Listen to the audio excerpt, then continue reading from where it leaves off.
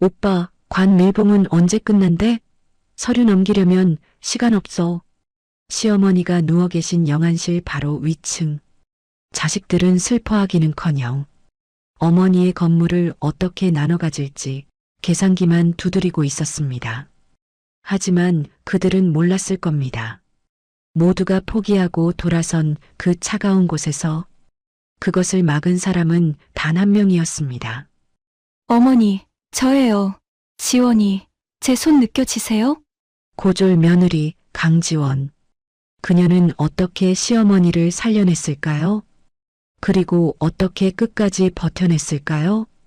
지금 그 처절하고도 통쾌한 밥상을 차려드립니다. 시작 전에 무료인 구독과 좋아요를 눌러주시면 매주 감동적인 우리들의 사연을 들려드립니다. 오늘의 사연 시작합니다. 형광등 하나가 가늘게 떨리는 지하 영안실은 한여름인데도 냉기가 뼈까지 스쳤습니다. 하얀 타일 벽에는 물기가 맺혀 있었고 어디선가 소독약 냄새가 코끝을 톡톡 쏘았죠.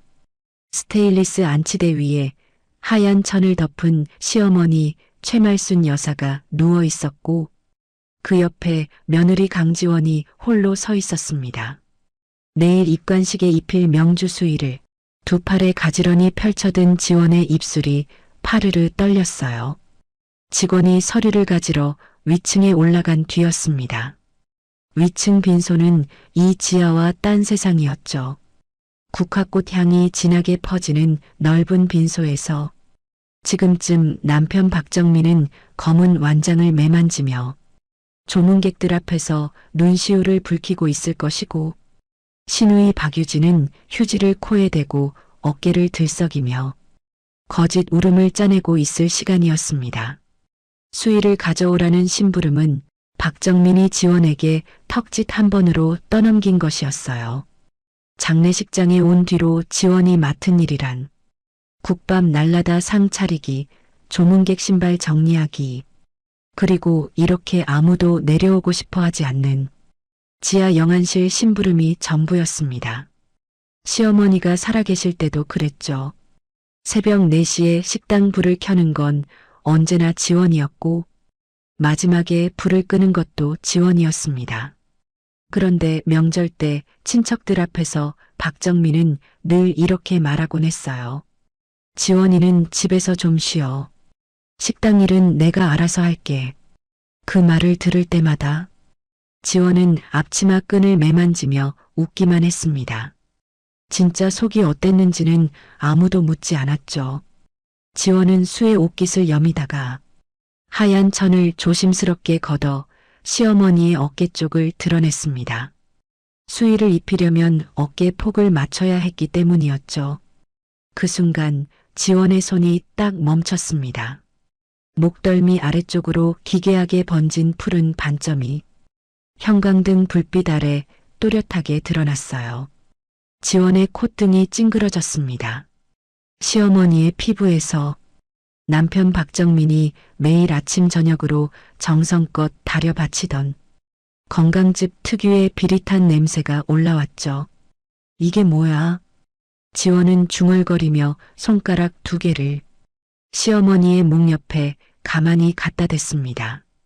성교병원 보조원으로 일하던 시절 극심한 충격으로 의식을 잃고 쓰러진 환자들 곁을 지키던 기억이 머릿속을 세차게 두드렸죠. 심장이 완전히 멈춘 게 아닐 수도 있었습니다. 온몸의 반응이 사라진 채 깊이 가라앉은 상태. 그때 그 환자들의 모습과 너무도 닮아 있었어요. 지원은 의사가 아니었습니다. 확신할 수도 없었어요. 하지만 이 손끝의 떨림을 그냥 지나칠 수가 없었습니다. 숨을 멈추고 손가락 끝에 온 신경을 모았습니다. 아주 희미했지만 가늘고 느린 떨림이 손끝을 타고 올라왔습니다. 맥박이었어요. 지원의 눈이 커졌습니다. 떨리는 손으로 주머니에서 스마트폰을 꺼내 플래시를 켰죠. 하얀 빗줄기가 시어머니의 감긴 눈꺼풀을 비추자 지원은 조심스럽게 눈꺼풀을 살짝 들어 올렸습니다. 동공이 미세하게 수축했어요. 어쩐지 이상했어. 지원이 이를 악물며 낮게 내뱉었습니다. 그 인간이 굳이 자기 단골 지인 의사를 집으로 불러서 급하게 사망 진단서를 끊게 하더라니. 처음부터 부검을 막고 완전 범죄를 칠 작정이었던 거야. 지원의 손이 부르르 떨렸습니다. 당장이라도 위층으로 뛰어 올라가 박정민의 멱살을 잡고 싶었지만 지원은 주먹을 꽉 쥐고 이를 악물었어요. 지금 감정대로 움직이면 시어머니를 살릴 수 없다는 것을 알았기 때문이죠. 지원은 수의를 다시 시어머니 위에 고르게 덮었습니다. 시어머니 곁을 지킬 것들을 챙기러 길 건너 식당 창고로 가야 했어요. 급한 마음에 영안실 철문을 밀고 복도로 나서는데 비상구 계단 쪽에서 익숙한 목소리 2개가 새어나왔습니다. 지원은 재빨리 소화기 뒤쪽 벽에 등을 바짝 붙이고 스마트폰 녹음 버튼을 눌렀죠. 심장이 귀 안에서 쿵쿵 울렸습니다. 손가락이 떨려서 버튼을 2번이나 잘못 누를 뻔했어요. 직원한테 돈 먹여놨어. 오늘 밤 안에 관 밀봉 끝내라고 했으니까. 박정민의 목소리는 체온이 없는 사람처럼 차가웠습니다. 목덜미에 반점 번진 거 봤지? 저게 부검대에 올라가면 끝이야. 유족이 너무 슬퍼서 더 이상 시신을 볼 수 없다. 이 핑계면 충분해. 박유진이 손톱을 물어뜯으며 물었습니다. 오빠, 그래서 건물은 언제 넘기는 거야? 내 몫은 확실한 거지? 발인 직후 바로 움직여. 기획부동산 데드라인 전에 서류만 넘기면 다 끝나. 박유진이 킥킥 웃음을 흘렸습니다. 엄마가 평생 뚝배기 나르면서 억척떨어 모은 거 생각하면 좀 웃기지 않아? 냄새난다고 우리한텐 식당 근처도 못 오게 하더니 결국 그 돈 다 오빠랑 내 차지잖아. 박정민은 처음부터 손을 더럽히지 않았습니다. 누군가에게 모든 것을 맡겼고 결과만 기다렸죠. 하지만 그 계획에 치명적인 빈틈이 있다는 것을 박정민은 끝내 알지 못했습니다. 지원은 녹음 버튼이 돌아가는 화면을 확인하고 소리 없이 입술을 깨물었습니다. 목 안쪽에서 비명이 치밀어 올랐지만 꿀꺽 삼켰어요. 2 남매가 계단을 올라가는 구둣발 소리가 완전히 사라질 때까지 벽에 등을 붙인 채 숨을 죽였습니다. 발소리가 멀어지자 지원은 병원 뒷문을 밀치고 밖으로 뛰쳐나갔습니다. 길 건너 자신이 10년 넘게 새벽마다 불을 켜온 시어머니의 국밥 식당이 보였죠. 텅 빈 도로를 전력으로 달려 식당 뒷문을 열고 창고로 들어갔습니다. 시어머니 곁을 지킬 것들을 챙겼어요. 보온 담요와 따뜻한 물이었습니다. 선교 병원 시절 배운 것이 있었어요. 비슷한 증상의 환자가 스스로 회복되는 걸 목격한 적이 있었습니다. 치료가 필요한 게 아니었어요. 시어머니가 깨어날 그 시간까지 체온을 지키고 곁을 지키는 것. 그것이 지원이 할 수 있는 전부였고 또 그것으로 충분했습니다. 영안실로 돌아온 지원은 시어머니의 차가워진 손을 담요로 감싸주었어요. 그리고 그 손을 2 손으로 꼭 쥔 채 시어머니의 얼굴만 뚫어지게 바라보았습니다. 볼을 타고 땀인지 눈물인지 모를 것이 줄줄 흘러내렸죠. 얼마나 지났을까요? 최말순 여사의 창백한 입술이 파르르 떨렸습니다. 가느다란 헛숨이 새어나오더니 신랄 같던 호흡이 1번, 2번 이어졌어요. 굳게 닫혀있던 눈꺼풀이 천천히 갈라졌습니다. 초점 없는 눈동자가 형광등 불빛 아래서 천천히 흔들리다가 눈물 범벅인 며느리의 얼굴 위에 멈추었죠. 어머니. 지원이 시어머니의 손을 2 손으로 꼭 감싸주며 불렀습니다. 목소리가 갈라져서 제대로 나오지 않았어요. 저예요. 지원이요. 어머니, 제 목소리 들리세요? 최말순 여사의 입술이 실처럼 가늘게 벌어졌습니다. 소리는 나오지 않았지만 마른 입술이 무언가를 만들어내려고 안간힘을 썼죠. 말씀 안 하셔도 돼요. 눈만 깜빡여 주세요. 제가 다 알아요. 지원이 시어머니의 이마에 맺힌 식은땀을 소매로 닦아주며 속삭였습니다. 최말순 여사의 눈꺼풀이 천천히 한 번 내려갔다 올라왔어요. 그 한 번의 눈 깜빡임에 지원은 코끝이 시큰해져서 고개를 숙였습니다. 시어머니의 굳은 살 박인 손가락이 며느리의 손등 위에서 미세하게 움직였죠. 국밥 가마솥을 수십 년 저어온 손이었습니다. 새벽마다 뼈다귀 삶던 손, 손님 그릇을 쉴 새 없이 날랐던 손. 그 손이 지금 온 힘을 다해 며느리의 손가락을 잡으려 하고 있었어요. 지원은 그 떨리는 손가락을 두 손으로 감싸쥐고 스마트폰을 시어머니의 귀에 바짝 대었습니다. 녹음 파일을 재생하자 박정민의 차가운 목소리, 박유진의 들뜬 목소리가 차가운 영안실 안에 퍼졌죠. 최말순 여사의 눈에서 굵은 눈물이 관자놀이를 타고 흘러내렸습니다. 떨리는 손가락에 힘이 들어가며 며느리의 손을 오물이 쥐었어요. 그 힘에서 지원은 시어머니의 살겠다는 의지를 읽었습니다. 어머니, 제가 지킬게요. 반드시요. 지원이 시어머니의 손등에 이마를 대며 나지막이 말했죠. 그때 영안실 철문이 열리며 서류 봉투를 든 직원이 안으로 들어섰습니다. 안치대 위에서 눈을 뜨고 있는 시신, 그리고 그 옆에서 울먹이는 며느리를 본 직원의 입이 떡 벌어졌어요. 서류 봉투가 바닥으로 떨어지며 종이가 흩어졌습니다. 이게 어떻게... 직원이 더듬거리며 한 발 뒤로 물러났습니다. 얼굴이 흙빛으로 변했죠. 지원이 직원 앞으로 달려가 두 무릎을 바닥에 꿇었습니다. 딱딱한 타일 바닥에 무릎뼈가 부딪히는 둔탁한 소리가 났어요. 이건 먼저 들어보세요. 제발이요. 지원이 떨리는 손으로 스마트폰을 내밀었습니다. 녹음 속 박정민의 목소리가 흘러나왔죠. 관 밀봉을 지시하는 서늘한 음성, 건물 매각에 들뜬 신우이의 목소리가 좁은 영안실 안을 가득 채웠습니다. 직원의 얼굴이 하얗게 질렸어요. 나도 저 사람한테 돈을 받았어요. 직원이 허탈한 목소리로 중얼거리며 벽에 등을 기댔습니다. 두 손으로 얼굴을 감싸쥐고 한참을 가만히 있었죠. 이걸 어떡하면 경찰에 알려야 하는 거 아닙니까? 지원이 무릎을 꿇은 채 고개를 들었습니다. 눈이 벌겋게 충혈된 얼굴로 직원을 똑바로 올려다보며 입을 열었죠. 지금 경찰을 부르면 저 인간들이 증거부터 없앨 겁니다.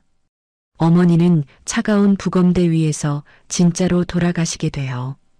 지원이 바닥에 이마를 찍었습니다. 타일 바닥의 냉기가 이마를 파고들었지만 지원은 꿈쩍도 하지 않았어요. 제발 시간만 벌어주세요. 제가 반드시 어머니를 살리겠습니다. 직원은 한참 동안 얼굴을 감싼 채 아무 말도 하지 못했습니다. 벽에 기댄 등이 미세하게 떨리고 있었죠. 바닥에 무릎을 꿇은 지원이 고개를 들어 직원의 눈을 올려다보았습니다. 저도 압니다. 선생님이 그 사람한테 돈을 받은 거요. 직원의 어깨가 움찔했어요. 하지만 그건 지금 중요한 게 아닙니다. 저 안치대 위에 계신 분은 아직 살아계세요. 숨이 붙어 있는 사람을 관에 넣어서 못을 박으면 그건 선생님도 같이 사람을 죽이는 거예요. 선생님, 저와 함께 이 미친 짓을 끝내주세요. 부탁드립니다. 직원이 고개를 돌려 안치대를 바라보았습니다. 하얀 천 사이로 최말순 여사의 가느다란 숨소리가 들렸죠. 직원의 입술이 바짝 말라 있었어요. 그러면 어떡하란 겁니까? 관 안에 모래주머니를 넣어주세요. 무게만 맞추면 아무도 모릅니다. 비공개 입관이니까 뚜껑 열어볼 사람도 없어요. 직원이 두 손으로 머리를 쥐어짰습니다. 지원은 무릎을 꿇은 채 한 발짝도 물러서지 않았죠. 선생님, 저 위층에서 거짓 울음 짜내고 있는 인간들이 시킨 대로 관을 밀봉하면 선생님은 평생 그 무게를 안고 사셔야 합니다. 직원의 손이 멈췄어요.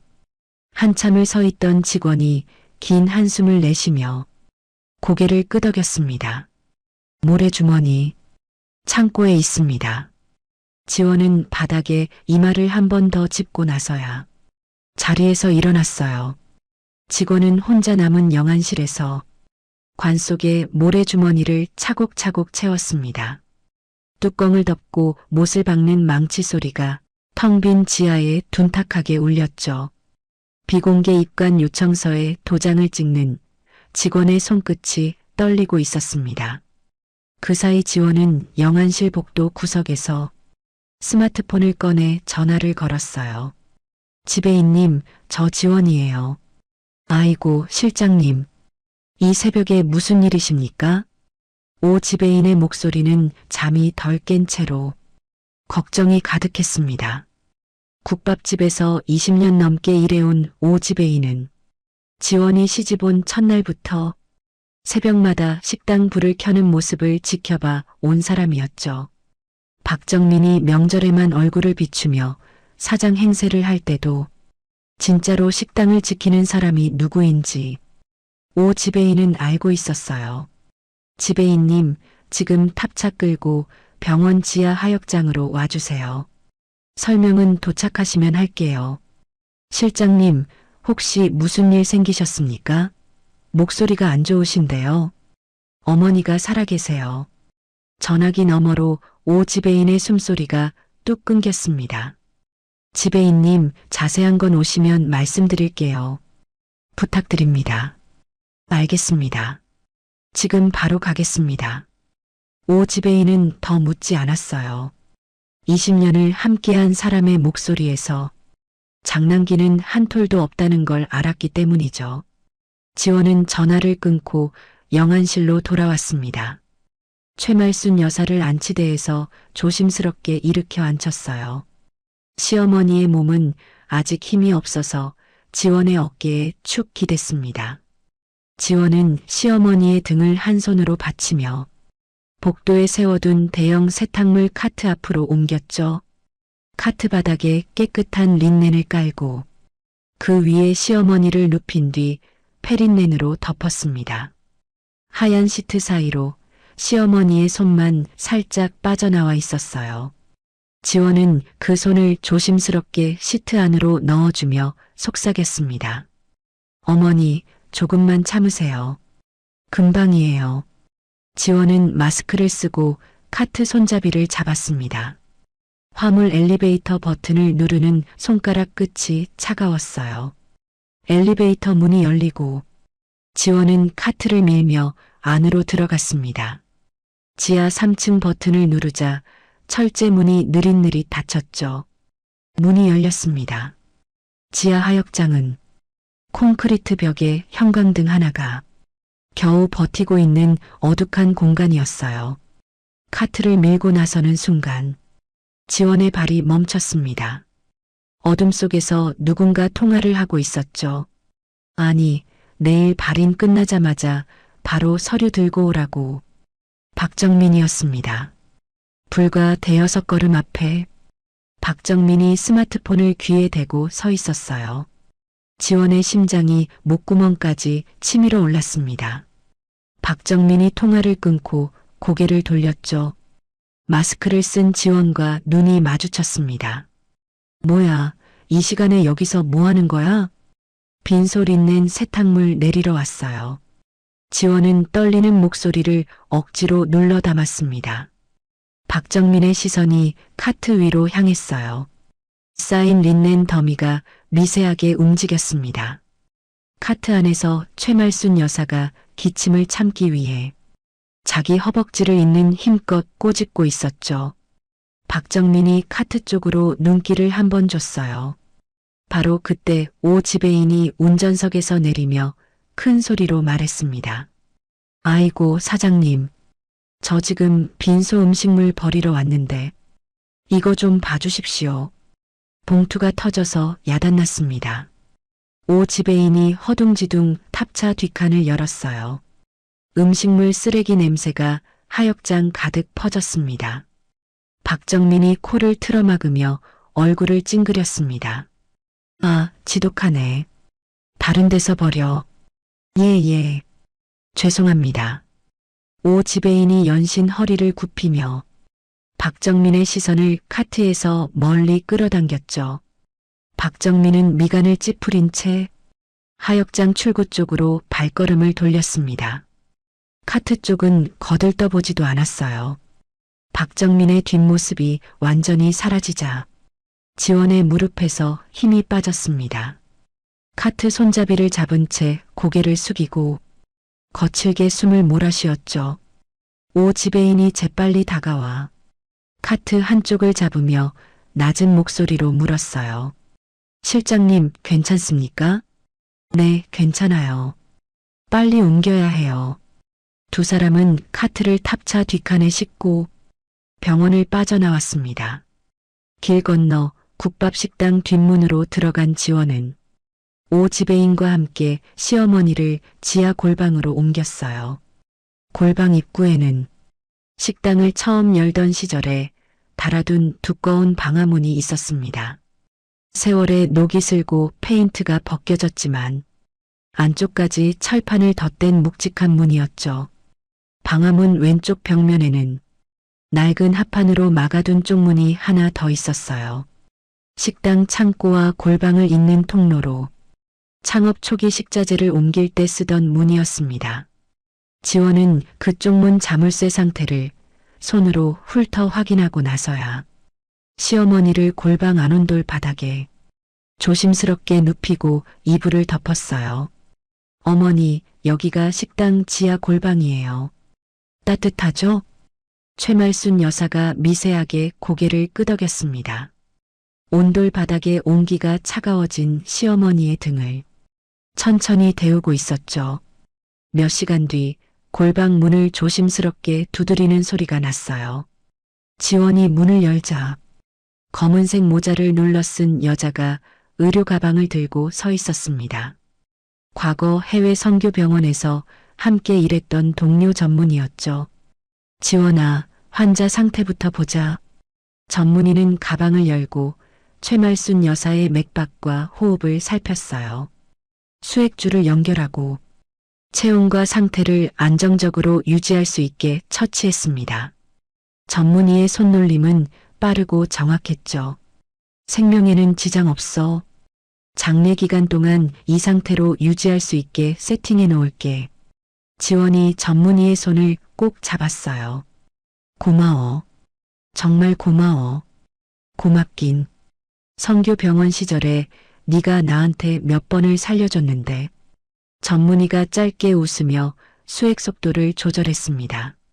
골방 안이 조용해지자 최말순 여사가 지원의 손을 더듬어 잡았어요. 마른 입술이 달싹거리더니 가느다란 목소리가 새어나왔습니다. 지원아. 지원이 시어머니의 얼굴 가까이 귀를 가져갔죠. 내가 그 애들을 잘못 키웠다. 정민이가 어릴 때부터 눈빛이 다른 걸 알면서도 핏줄이라고, 내 자식이라고 감싸기만 했어. 최말순 여사의 목소리가 가늘게 갈라졌어요. 너한테도 못되게만 굴었지. 고졸이라고 무시하고 식당 일만 시키고. 그런데 결국 이 못난 시엄이 살려준 건 내밖에 없구나. 지원은 아무 말 없이 시어머니의 손을 꼭 쥐었습니다. 최말순 여사의 눈에서 눈물이 줄줄 흘러내렸죠. 그놈들이 내 재산을 어떻게 하는지 내 눈으로 똑똑히 볼 거다. 살아서 끝까지 지켜볼 거야. 최말순 여사가 지원의 손을 잡은 힘이 단단해졌어요. 지원은 시어머니의 손등을 어루만지며 고개를 끄덕였습니다. 두 사람의 손이 맞잡힌 채 골방 안에 긴 침묵이 흘렀죠. 말은 없었지만 그 침묵 속에 서로를 향한 굳은 약속이 담겨 있었어요. 다음 날 아침 장례식장 로비는 조문객들로 다시 북적거렸습니다. 굳게 못 박힌 관 앞에 놓인 국화꽃 사이로 향 연기가 피어올랐죠. 박정민은 검은 양복 단추를 매만지며 조문객들과 악수를 나누었고, 박유진은 관 앞에 무릎을 꿇고 어깨를 들썩이며 울음을 터뜨렸어요. 조문객들이 효녀하며 박유진의 등을 쓸어주었습니다. 지원은 빈소 한쪽에서 국밥 쟁반을 들고 조문객들 사이를 오가고 있었죠. 관 안에 모래주머니가 들어있다는 걸 아는 사람은 이 넓은 장례식장에서 지원뿐이었어요. 거진 눈물을 흘리는 남매의 뒷모습을 바라보는 지원의 눈이 차갑게 가라앉았습니다. 거기 며느리 박유진이 손가락을 튕기며 지원을 불렀죠. 국밥이 왜 이렇게 미지근해? 장례식장에서 시어머니 국밥도 제대로 못 끓이는 거야? 펄펄 끓는 뚝배기에서 김이 모락모락 나고 있었지만 박유진은 생트러블을 잡고 있었습니다. 식었으면 말로 해. 사람 치지 말고 다시 데워다 줄 테니까. 지원이 고개를 숙이며 쟁반을 돌려잡는 순간 박유진이 쟁반 모서리를 손등으로 탁 쳐올렸어요. 뜨거운 국물이 지원의 손등 위로 쏟아졌습니다.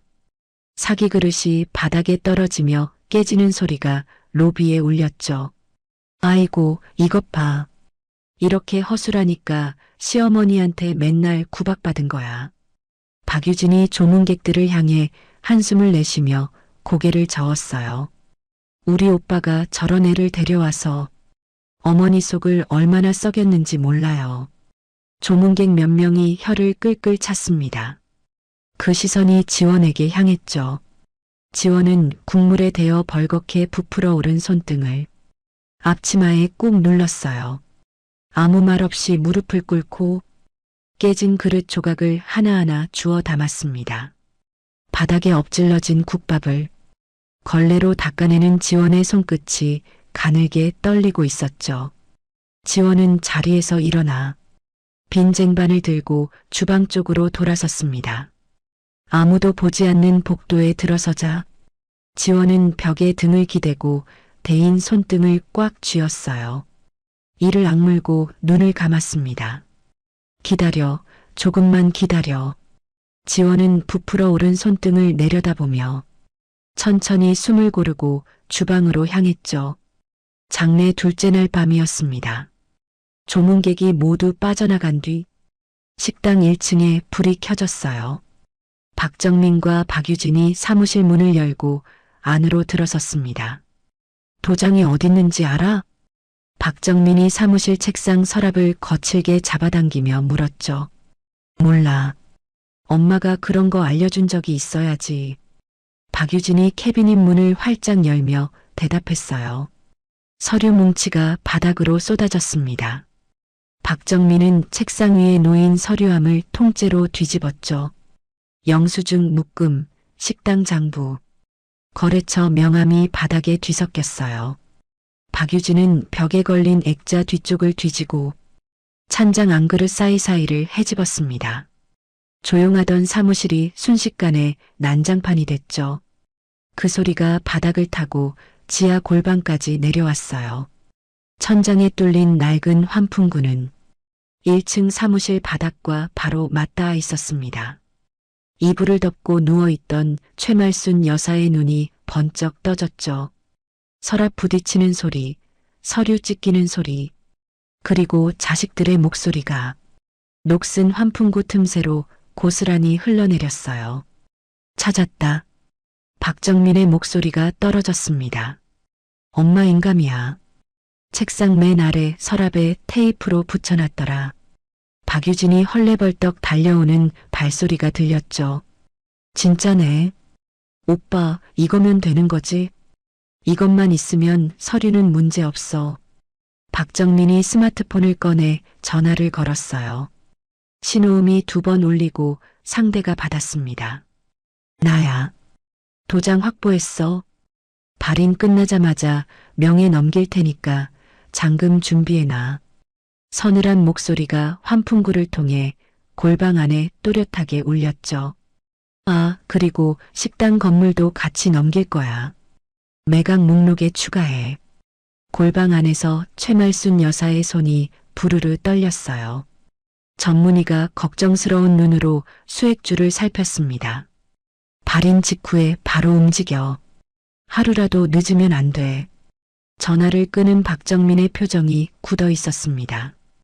골방 안 최말순 여사는 그 목소리만으로도 알 수 있었어요. 아들이 시간에 쫓기고 있다는 것을, 그리고 그 시간이 자신의 장례식과 맞물려 있다는 것을. 박유진이 어깨를 으쓱하며 물었어요. 그런데 오빠 엄마 국밥집도 넘기는 거야? 여기 매출 꽤 되지 않아? 매출이 뭔 소용이야? 건물제로 넘겨야 금액이 커지지. 박정민이 코웃음을 쳤습니다. 어차피 엄마 혼자 벌어서 뭐 했어? 새벽부터 밤까지 국밥 말아봐야 저 꼴인데. 박유진이 킥킥 웃으며 맞장구를 쳤죠. 맞아. 그 나이에 앞치마 두르고 가마솥 저으면서 뭐가 좋다고. 차라리 진작 물려주고 편하게 사시지. 물려주기는. 신탁이니 뭐니 하면서 꽁꽁 묶어놓고 자식한테는 한 푼도 안 주려고 했잖아. 박정민의 목소리에 차가운 분노가 실렸어요. 그러니까 이렇게 된 거지.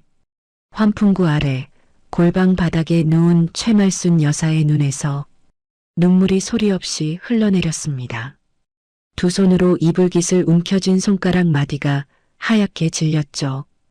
입술을 깨물어 소리를 삼켰지만 어깨가 잔잔하게 떨리고 있었어요. 최말순 여사의 머릿속에 오래된 기억이 밀려왔습니다. 정민이가 초등학교 때였죠. 동네 고양이 한 마리가 식당 앞에서 죽어 있었어요. 다른 아이들은 무서워서 울었는데 정민이는 그 앞에 쭈그리고 앉아서 가만히 들여다보고 있었습니다. 표정 하나 변하지 않는 아들의 눈빛을 보고 최말순 여사는 등골이 서늘해졌죠. 그때 알아봤어야 했어요. 하지만 핏줄이었습니다. 내 뱃속에서 나온 자식이었어요. 그래서 감쌌습니다. 눈빛이 이상해도 말이 차가워도 언젠가 나아지겠지 하며 눈을 감았죠. 후계자 자리를 미루고 재산을 신탁에 묶은 것은 마지막 남은 어미의 방어선이었습니다. 그런데 그 방어선이 아들의 방아쇠를 당긴 거였어요. 최말순 여사는 소리 없이 흙바닥을 손톱으로 긁었습니다. 손톱 밑에 흙이 끼어 손끝이 까졌지만 아픔은 느끼지 못했죠. 가슴 안쪽에서 올라오는 통증이 손끝의 아픔 따위는 삼켜버렸어요. 1층에서 사무실 문 닫히는 소리가 났습니다. 남매의 발소리가 멀어지고 식당이 다시 적막해졌죠. 얼마나 지났을까요? 식당 밖 골목에서 낮은 기척이 들렸어요. 오 지배인이 식당 뒷문 옆 골목 어귀에 짐 더미를 쌓아놓은 척 자리를 잡고 서 있었습니다. 박정민이 식당 쪽으로 다시 올 경우를 대비해 지원이 골방으로 내려가기 전에 미리 부탁해둔 것이었죠. 지하 계단을 내려오는 조심스러운 발소리가 들렸어요. 골방 문이 살그머니 열리며 국밥 들통을 아는 지원이 안으로 들어왔습니다. 들통 안에는 보온병과 약봉지가 숨겨져 있었죠. 어머니, 저예요. 지원이 들통을 내려놓고 골방 안을 둘러보았습니다. 환풍구 바로 아래 바닥에 시어머니가 이불을 끌어안은 채 웅크리고 있었어요. 얼굴이 눈물범벅이었죠. 지원은 아무 말 없이 시어머니 옆에 무릎을 꿇고 앉았습니다. 굳은 살이 두껍게 박인 시어머니의 손을 두 손으로 감싸쥐었어요. 손톱 밑에 흙이 끼어 있는 것을 보고 지원의 눈시울이 뜨거워졌습니다. 다 들으셨죠? 최말순 여사가 고개를 끄덕였어요. 입술이 파르르 떨렸습니다. 내가 키운 자식들이 저런 소리를 하더라. 내 평생을 한 번도 안 쉬고 새벽마다 가마솥 앞에 섰던 이 늙은이를 최말순 여사의 목소리가 끊겼어요. 지원이 앞치마 자락으로 시어머니의 눈물을 조용히 닦아주었습니다. 어머니, 울지 마세요. 지금 울면 몸에 안 좋아요. 지원아. 최말순 여사가 며느리의 손등을 쓰다듬었죠. 거칠고 갈라진 손바닥이 며느리의 부드러운 손등 위를 천천히 오갔어요. 내가 너한테 너무 못되게 굴었다. 고졸이라고 무시하고 네가 새벽마다 식당 지키는 거 당연하게 여기고 정민이가 너 구박할 때도 눈 감았어. 지원은 고개를 저었습니다. 어머니, 그 얘긴 나중에 하세요. 아니야, 지금 해야 해. 최말순 여사가 지원의 손을 꽉 잡았어요. 영안실에 누워있을 때 내 손 잡아준 건 내 하나뿐이었다. 그거면 됐어.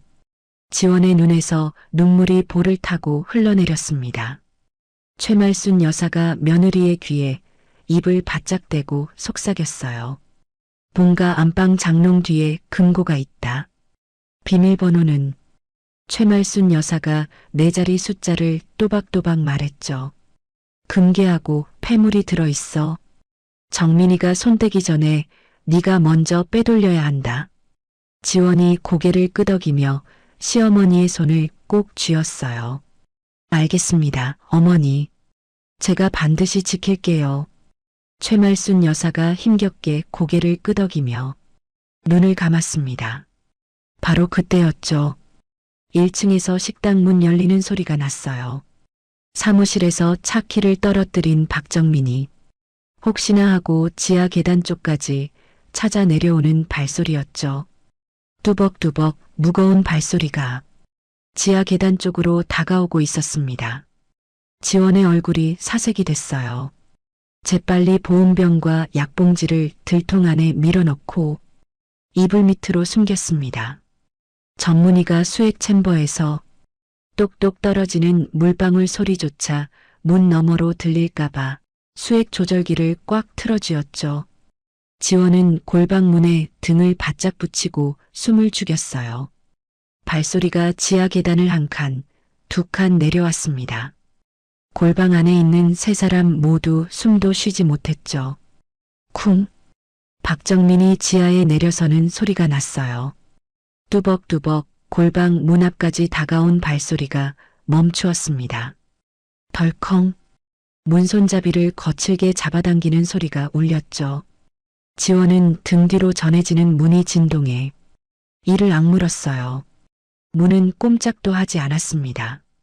철판이 덧대어진 낡은 방화문이 박정민의 힘을 버텨냈죠.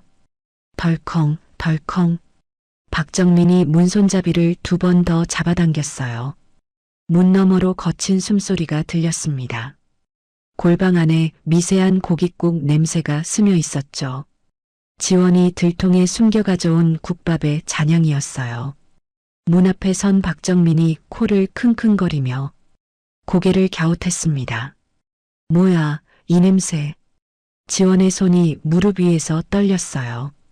전문의가 지원의 팔을 잡으며 눈짓으로 침착하라는 신호를 보냈습니다. 바로 그때 식당 밖에서 오지배인의 목소리가 크게 울렸죠. 사장님, 사장님 차가 빈소 앞을 막고 있어요. 운구차 들어와야 하는데 좀 빼주셔야 합니다. 박정민의 발소리가 멈추었어요. 혀를 차는 소리가 나더니 발걸음이 계단 위로 향했습니다. 뚜벅뚜벅 한 칸, 두 칸. 1층 문이 닫히는 소리가 들렸죠. 지원은 문에 기댄 채 바닥으로 스르르 주저앉았어요.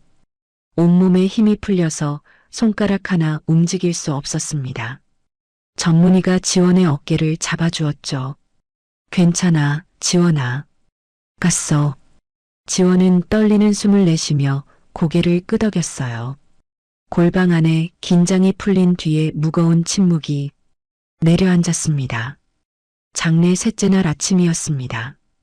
박정민은 검은 정장 바지에 주름 하나 없이 다려입고 서류 봉투를 옆구리에 단단히 끼운 채 은행 유리문을 밀어 열었어요. 박유진이 그 뒤를 바짝 따라 들어왔습니다. 두 사람의 얼굴에는 조문객 앞에서 짜내던 슬픔의 흔적이 하나도 없었어요. 선글라스 너머로 창구 직원들을 훑어보는 눈빛은 차갑고 계산적이었습니다. 어머니 명의 부동산 처분건입니다. 위임장이랑 인감 다 챙겨왔습니다.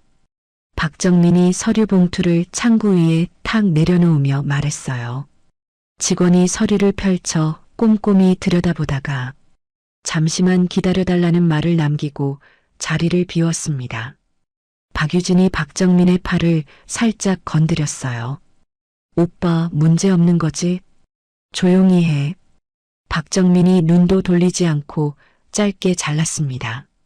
창구 안쪽에서 직원 두세 명이 서류를 들여다보며 수군거렸어요. 박정민은 양복 소매를 가다듬으며 시계를 내려다보았습니다. 발인까지 남은 시간이 머릿속에서 초 단위로 흘렀어요. 지점장실 문이 열리고 중년 남자가 걸어 나왔습니다. 굳은 얼굴이었어요. 두 사람 앞에 서서 목소리를 한껏 낮추며 입을 열었습니다. 죄송합니다만 이거는 저희가 처리해드리기가 어렵습니다. 박정민의 눈썹이 미세하게 올라갔어요. 무슨 소립니까? 서류 다 갖춰왔는데요. 확인은 했습니다만.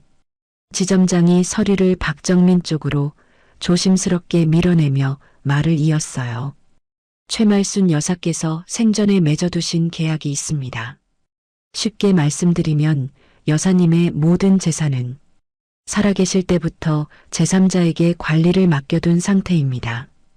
여사님이 돌아가시는 순간 그 관리 권한이 지정하신 분에게 자동으로 넘어가도록 되어 있었어요. 자녀분들이라 하더라도 그분의 동의 없이는 팔거나 이전하는 것이 불가능합니다. 박정민의 입술이 일자로 굳었습니다. 그 지정된 사람이 누굽니까? 며느리 강지원 씨입니다. 순간 박유진이 창구를 향해 몸을 앞으로 들이밀었어요. 그게 말이 돼요?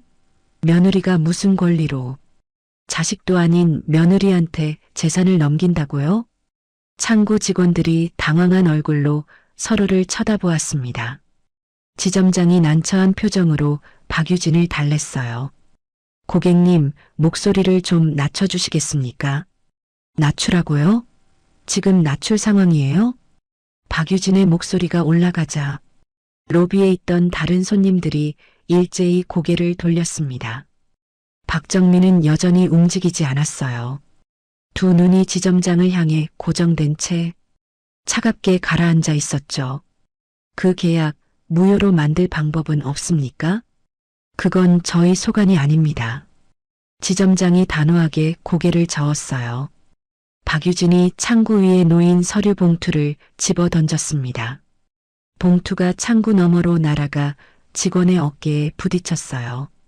직원이 비명처럼 짧은 소리를 냈죠. 경비원 2명이 빠르게 다가왔습니다. 고객님, 이러시면 안 됩니다. 나요, 나. 박유진이 팔을 뿌리쳤어요. 결국 남매는 경비원에게 양팔을 잡힌 채 은행 유리문 밖으로 밀려나왔습니다. 인도 위에 선 박유진이 발을 굴렀어요. 어이가 없어서. 진짜로. 오빠, 이거 그냥 두면 안 되는 거 아니야? 박정민은 대답하지 않았습니다. 인도 끝에 서서 스마트폰 화면만 내려다보고 있었죠. 기획부동산 대표의 문자가 떠 있었어요. 발인 전까지 명의를 못 넘기면 위약금을 물어야 한다는 내용이었습니다. 숫자가 너무 커서 박정민은 그것을 읽고도 한 번 더 읽어야 했어요. 차가운 아침 공기가 뺨을 스쳤습니다. 평생 어떤 상황에서도 다음 수를 먼저 계산해왔던 박정민의 머릿속이 처음으로 뜨겁게 달아오르기 시작했어요. 장례식장으로 돌아온 박정민은 지원을 찾았습니다. 빈소 한쪽 탕비실에서 종이컵에 물을 따르고 있던 지원이 인기척에 고개를 돌렸어요. 박정민이 탕비실 문을 닫았습니다. 좁은 공간에 두 사람만 남겨졌죠. 아! 박정민이 한 발 다가서며 불렀어요. 지원은 컵을 내려놓았습니다. 신탁 설정. 네가 꼬드긴 거지? 무슨 말이에요? 모르는 척하지 마. 어머니 살아계실 때부터 귀에 대고 속삭인 거잖아. 고졸짜리가 어디서 그런 꾀를 냈는지. 박정민의 목소리가 낮아졌어요. 그 낮아짐이 소리를 높이는 것보다 더 서늘했습니다. 탕비실 창문 틈으로 바람이 스며들었지만 지원의 등줄기를 식힌 건 그 바람이 아니었어요. 지원의 발 뒤꿈치가 개수대에 닿았습니다. 더 물러설 곳이 없었죠. 하지만 지원은 고개를 숙이지 않았어요. 두 눈을 들어 박정민을 똑바로 바라보았습니다. 어머니 뜻대로 된 겁니다. 돌아가신 분 뜻을 어떻게 알아? 알 수 있어요. 어머니가 새벽마다 저랑 나란히 가마솥 앞에 서셨으니까요. 당신이 그깟 양복배 입고 사장 행세나 할 때 어머니 곁을 지킨 건 저였으니까요. 지원의 목소리는 흔들리지 않았어요. 오히려 담담했습니다. 그 담담함이 박정민의 얼굴 근육을 잠깐 굳게 만들었죠. 박정민은 아무 말 없이 지원의 어깨를 옆으로 밀치고 탕비실 문을 열고 나가버렸어요. 문이 닫히고 나서야 지원은 개수대 모서리를 두 손으로 꽉 잡았습니다. 무릎이 미세하게 떨리고 있었어요. 이를 악물고 숨을 고른 뒤 지원은 대인 손등을 차가운 수돗물에 잠깐 댔다가 뗐습니다. 찬물이 손등을 훑고 내려갔지만 타들어가는 느낌은 가시지 않았어요.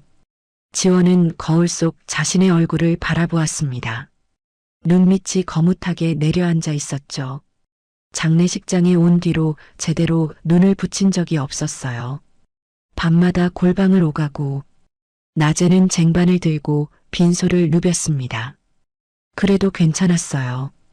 지하 골방 온돌 바닥에서 시어머니가 며느리의 손을 꼭 잡아주던 그 온기가 아직 손바닥에 남아 있었기 때문이었어요. 지원은 앞치마 끈을 고쳐매고 스마트폰을 꺼내 오 지배인에게 전화를 걸었습니다. 지배인님, 본가로 먼저 가야 해요. 지금 바로요. 차 앞에 있습니다. 바로 출발하시죠. 오 지배인은 묻지 않았어요. 지원의 목소리만 듣고 뛰어야 한다는 걸 알았습니다. 20년을 한 식당에서 보낸 사람의 귀는 말보다 목소리를 먼저 읽었죠. 두 사람은 박정민보다 먼저 본가에 닿았어요. 지원이 현관을 열고 안방으로 곧장 들어갔습니다. 장롱을 양손으로 잡아 옆으로 밀었어요. 시멘트벽 안쪽에 작은 철제 금고가 박혀 있었습니다. 지원은 숨을 한번 고르고 시어머니가 골방 어둠 속에서 귀에 대고 불러준 네 자리 숫자를 천천히 눌렀어요. 딸깍. 금고 문이 열렸습니다.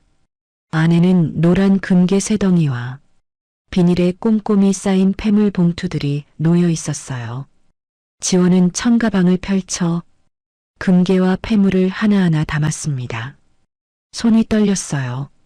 어머니가 새벽마다 국밥 한 그릇씩 팔아 수십 년에 걸쳐 모아온 것들이었습니다. 뚝배기가 닳도록 국자를 저어온 손이 만들어낸 것들이었죠. 지원은 입술을 꾹 닫고 가방 끈을 여몄어요. 오 지배인이 가방을 받아들고 뒤란으로 나갔습니다. 장독대 옆에 서더니 창고 구석에 세워진 삽을 아무 말 없이 집어들었어요. 장독대 뒤쪽 흙바닥에 삼날을 꽂았습니다. 한 번, 두 번, 둔탁한 소리가 조용한 뒤란에 퍼졌죠. 지원이 다가와 무릎을 꿇고 구덩이 깊이를 손으로 가늠했어요. 지배인님, 제가 할게요. 놔두세요. 오 지배인이 짧게 말하고 다시 삽질을 이어갔습니다. 숨이 조금 차올랐지만 멈추지 않았어요. 이 여자가 시집 온 날부터 새벽 4시에 혼자 식당 불을 켜던 모습을 지켜봐 온 사람이었습니다. 명절에 박정민이 손 하나 까딱 않고 사장 행세를 할 때 주방 바닥에 무릎을 꿇고 배수구를 뚫던 모습을 본 사람이었죠. 오 지배인은 그 모든 날이 억울하지 않도록 삽질 하나에 힘을 실었습니다. 구덩이가 깊어지자 지원이 청가방을 안에 내려놓았어요. 오 지배인이 흙을 덮었습니다. 장독을 다시 제자리로 밀어놓자 뒤라는 아무 일도 없었던 것처럼 조용해졌어요. 두 사람이 대문을 나서는 순간 맞은편 골목에서 택시 한 대가 멈춰 섰습니다. 박정민이 문을 열고 내렸어요. 지원과 눈이 마주쳤죠. 박정민의 시선이 빈손으로 서 있는 오 지배인에게 갔다가 바지에 흙 묻은 손을 닦아내는 지원에게 돌아왔습니다. 너 왜 여기 있어? 어머니 제삿날 쓸 것들 챙기러요. 지원이 담담하게 대답했어요. 박정민의 눈이 가늘어졌어요. 두 사람을 위아래로 훑어보다가 아무 말 없이 현관문을 밀고 들어갔습니다. 잠시 후 안방에서 쿵 하는 소리가 들렸어요. 이어서 장롱이 벽에 부딪히는 소리, 서랍이 바닥으로 떨어지는 소리가 연달아 터졌습니다. 금고 문이 열리고 텅 빈 안쪽을 확인했을 박정민의 숨소리가 현관 밖까지 들릴 것만 같았어요. 지원은 오 지배인과 함께 대문을 나섰습니다. 뒤에서 무언가 깨지는 소리가 났지만 지원은 걸음을 멈추지 않았어요. 앞만 보고 걸었습니다. 박정민의 이성이 금이 가기 시작한 건 그 텅 빈 금고를 마주한 순간부터였습니다. 위약금 압박이 날마다 쌓여오는 동안 단 한 번도 흔들리지 않던 냉혹한 계산이 이제 더 이상 작동하지 않고 있었어요. 장례 넷째 날 밤이었습니다. 장례식장 빈소의 불이 하나둘 꺼지고 조문객들의 발소리가 완전히 멀어진 뒤에야 지원은 주방으로 들어갔어요. 찬장에서 빈 그릇 몇 개를 꺼내 쟁반에 올렸습니다. 겉으로 보기엔 설거지통으로 그릇을 옮기러 가는 것처럼 보였죠. 하지만 앞치마 안쪽 깊숙이 지원은 서류 봉투 하나를 품고 있었어요. 시어머니의 가계부와 낡은 노트였습니다. 골방 한쪽에 숨겨두었던 것들이었죠. 지원은 식당 불을 끄고 쟁반을 든 채 지하 계단을 내려갔어요. 계단 하나하나를 조심스럽게 밟았습니다. 삐걱거리는 소리조차 크게 들리는 밤이었죠. 골방 쪽문 자물쇠를 열고 안으로 들어서자 온돌 바닥의 온기가 먼저 발끝을 감쌌어요. 최말순 여사가 이불을 반쯤 걷고 앉아 있었습니다. 전문의가 오늘 낮에 다녀간 뒤로 기력이 조금 돌아온 참이었어요. 지원이 쟁반을 내려놓고 앞치마 안쪽에서 서류 봉투를 꺼냈습니다. 어머니 가져왔어요. 최말순 여사의 눈이 봉투 위에 멈추었어요. 지원이 봉투 안에서 낡은 가계부를 꺼내 시어머니의 무릎 위에 조심스럽게 올려놓았습니다. 세월에 닳아 표지가 너덜너덜해진 가계부였어요. 최말순 여사의 손이 그 위로 천천히 내려앉았죠. 손가락 끝이 가계부 표지를 가만히 쓸었습니다. 최말순 여사가 가계부 첫 장을 넘겼습니다. 빛바랜 페이지 위에 빼곡하게 들어찬 숫자들이 보였어요. 콩나물 2봉지, 뼈다귀 1근, 참기름 1병. 작고 촘촘한 글씨로 채워진 수십 년의 기록이었습니다. 어떤 날은 수임란이 텅 비어 있었어요. 그 옆에 작은 글씨로 비와서 손님 없음이라고 적혀 있었죠. 최말순 여사는 그 줄 위에 손가락을 얹었습니다. 비 오는 날 새벽에도 가마솥불을 켰던 날들이었어요. 아무도 알아주지 않아도 혼자 식당 문을 열고 육수를 끓이던 날들이었죠. 그 시절에는 정민이가 아직 어렸습니다. 유진이는 학교 준비물을 챙겨달라고 조잘거렸어요. 그 애들을 먹이고 입히려고 새벽마다 일어난 것이었는데 결국 이렇게 됐습니다. 최말순 여사는 가계부를 덮었어요. 눈을 꾹 감았다가 떴죠. 이걸 아직 갖고 있었구나. 최말순 여사가 낮게 중얼거렸어요. 목소리가 가늘게 떨렸습니다. 어머니가 사무실 서랍 맨 안쪽에 넣어두신 거잖아요. 제가 청소하다가 발견하고 따로 챙겨뒀어요. 최말순 여사는 가계부를 손에 든 채 한참을 말이 없었습니다. 골방 안에 조용한 시간이 흘렀어요. 지원이 봉투에서 깨끗한 노트와 볼펜을 꺼내 시어머니 옆에 나란히 내려놓았죠. 어머니, 쓰실 수 있겠어요? 최말순 여사가 노트를 바라보았습니다. 잠시 뒤 지원의 손에서 볼펜을 받아들었어요. 손가락에 힘을 주는 것이 역력히 보였습니다. 볼펜 끝이 노트 위에 닿았죠. 최말순 여사는 천천히 써내려갔어요. 오늘 날짜를 먼저 적었습니다. 주소를 한자 또박또박 눌렀었죠. 손이 떨렸지만 멈추지 않았어요. 평생 가마솥을 저어온 손이었습니다. 새벽마다 뜨거운 육수를 퍼온 손이었어요. 그 손이 이제 마지막 힘을 모아 자식들의 이름 대신 며느리의 이름 석자를 눌러 적었습니다. 모든 재산과 권리를 강지원에게 일임한다는 내용이었어요. 다 쓴 뒤 최말순 여사는 엄지손가락에 인주를 묻혀 날인을 찍었습니다. 붉은 지문이 노트 위에 또렷하게 박혔어요. 지원이 유언장을 두 손으로 받아들었습니다. 눈물이 차올랐지만 참았어요. 지금은 울 때가 아니었죠. 어머니, 내일 순서 한 번 더 짚어볼게요. 두 사람은 나란히 앉아 다음 날 아침 장례식장에서 터뜨릴 폭로의 순서를 낮은 목소리로 점검했습니다. 누가 먼저 들어서고 녹음 파일을 언제 재생하고 경찰에는 어느 타이밍에 연락이 닿아야 하는지 지원이 하나씩 짚을 때마다 최말순 여사가 고개를 끄덕였어요. 말수가 적었지만 눈빛은 흔들리지 않았습니다. 골방 밖 세상이 어떻게 돌아가든 이 두 사람 사이에는 이미 굳은 약속이 서 있었죠. 최말순 여사가 지원의 손을 잡았어요. 수십 년을 국밥 가마솥 앞에서 굳어온 손이었습니다. 지원은 그 손을 두 손으로 감싸쥐었죠. 말은 없었어요. 말이 필요하지 않았습니다. 두 사람의 손이 맞잡힌 채 골방 안에 따뜻한 침묵이 내려앉았어요. 지원이 자리에서 일어난 건 한참 뒤였습니다. 시어머니를 이불 안에 눕히고 전문의에게 문자를 보낸 뒤 쪽문 자물쇠를 잠그고 1층 식자재 창고 쪽으로 올라왔어요.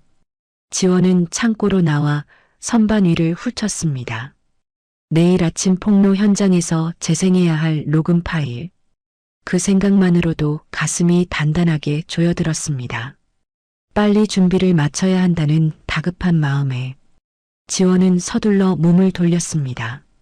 그때였어요. 지원의 팔꿈치가 선반 모서리에 툭 걸렸습니다. 쨍그랑 소리와 함께 스마트폰이 손에서 튕겨나갔어요. 지원의 눈이 커졌습니다. 스마트폰이 선반 아래 물통 안으로 빠져들어갔어요. 퐁당 하는 소리가 창고 안에 짧게 울렸습니다. 지원은 반사적으로 손을 뻗어 물통 안에서 스마트폰을 건져냈어요. 차가운 물이 손목까지 적셨습니다. 화면을 켜려고 전원 버튼을 눌렀죠. 아무 반응이 없었어요. 한 번 더 눌렀습니다.